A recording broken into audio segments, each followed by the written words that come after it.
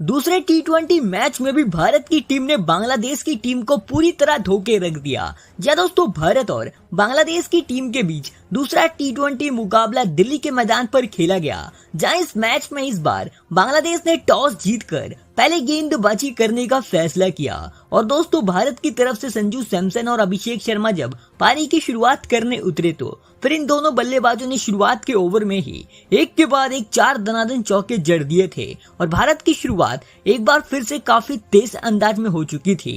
लेकिन अगले ही ओवर में तस्कीन अहमद ने संजू सैमसन को आउट कर दिया था और वो केवल 10 रन बनाकर आउट हुए थे। और दोस्तों, इसके बाद अभिषेक शर्मा भी केवल 15 रन बनाकर तंजीद हसन की गेंद का शिकार बने थे और भारत के दोनों सलामी बल्लेबाज 25 रन के स्कोर पर पवेलियन लौट चुके थे। जहां एक तरफ इस मैच में कप्तान सूर्या बल्लेबाजी कर रहे थे तो उनका साथ देने के लिए नीतीश रेड्डी उतरे। लेकिन दोस्तों, इसके बाद भारत को 41 रन के स्कोर पर तीसरा बड़ा झटका मुस्तफिजुर ने देकर सूर्य कुमार यादव को आउट कर दिया था। और दोस्तों, सूर्या 8 रन बनाकर आउट हुए थे।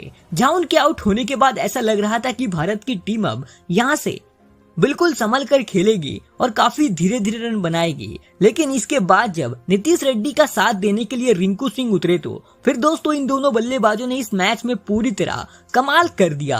और दोस्तों, इन दोनों बल्लेबाजों ने इस मैच में इस कदर बल्लेबाजी करी कि बांग्लादेश के गेंदबाजों के होश तक उड़ गए थे, क्योंकि दोस्तों, भारत की टीम के 3 विकेट ही 41 रन के स्कोर पर गिर चुके थे। लेकिन इसके बाद भी 10 ओवर खत्म होने से पहले भारत के 100 रन बोर्ड पर लग चुके थे और इस मैच में नीतीश रेड्डी पूरी तरह छक्कों की बरसात कर रहे थे तो उनका साथ रिंकू सिंह दे रहे थे। इसी बीच नीतीश रेड्डी ने कमाल की बल्लेबाजी करते हुए अपना पहला अर्धशतक भी टी20 क्रिकेट में पूरा कर लिया है। और दोस्तों, उन्होंने केवल 27 गेंदों में अपना अर्धशतक पूरा कर डाला। और दोस्तों, वो इस मैच में एक के बाद एक शानदार छक्के मार रहे थे। जहां एक बार अपने 50 रन पूरे करने के बाद तो उन्होंने इस मैच में एक के बाद एक दनादन छक्के मारे। और दोस्तों, चौथे विकेट के लिए उन्होंने रिंकू सिंह के साथ 108 रनों की बेहतरीन पार्टनरशिप भी कर डाली थी। लेकिन दोस्तों, 149 रन के स्कोर पर मुस्तफिजुर ने नीतीश रेड्डी को आउट कर दिया। लेकिन दोस्तों, नीतीश रेड्डी केवल 34 गेंदों में 7 छक्के 4 चौकों की मदद से 74 रनों की विस्फोटक पारी खेलकर आउट हुए थे। जहां उनके आउट होने के बाद हार्दिक पांड्या इस मैच में बल्लेबाजी करने उतरे। और दोस्तों, हार्दिक ने तो आते ही इस मैच में एक के बाद एक शानदार बल्लेबाजी करी। इसी बीच दोस्तों, रिंकू सिंह ने कमाल का प्रदर्शन करते हुए केवल 26 गेंदों में अपना अर्धशतक पूरा कर डाला था। और दोस्तों, भारत की टीम एकदम बड़े स्कोर की तरफ आगे बढ़ रही थी। लेकिन इसी बीच 185 रन के स्कोर पर तस्कीन अहमद ने रिंकू सिंह को आउट कर दिया। और दोस्तों, रिंकू सिंह 29 गेंदों में 5 चौके 3 छक्कों की मदद से 53 रन बनाकर आउट हुए थे। तो उनके आउट होते ही रियान पराग बल्लेबाजी करने उतरे। और दोस्तों, इसके बाद इन दोनों बल्लेबाजों ने यहां से कमाल का प्रदर्शन करते हुए भारत का स्कोर 200 रन के पार पहुंचा दिया। लेकिन 213 रन के स्कोर पर रियान पराग 15 रन बनाकर आउट हो गए थे।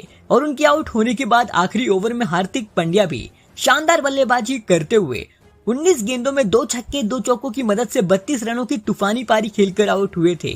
तो इसके बाद दोस्तों, अर्शदीप सिंह ने आखिरी में आकर एक छक्का मारा और इस तरह भारत की टीम ने पूरे 20 ओवर खेलकर 221 रन बनाए थे 9 विकेट के नुकसान पर।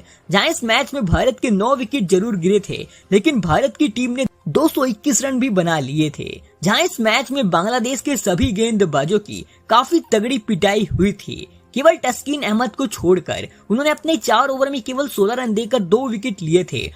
और इस मैच में उनको छोड़कर सभी गेंदबाज काफी महंगे साबित हुए थे। अब दोस्तों, ये मुकाबला जीतने के लिए बांग्लादेश को 222 रन बनाने थे।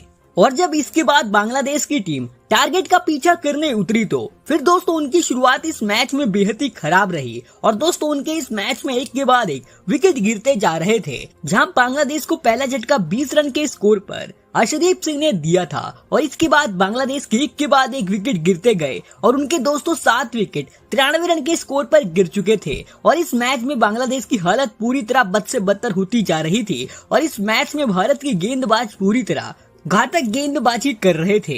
लेकिन बांग्लादेश की तरफ से मोहम्मदुल्लाह इस मैच में उनकी पारी को संभाल कर खड़े थे और सारी उम्मीदें उन पर टिकी थी।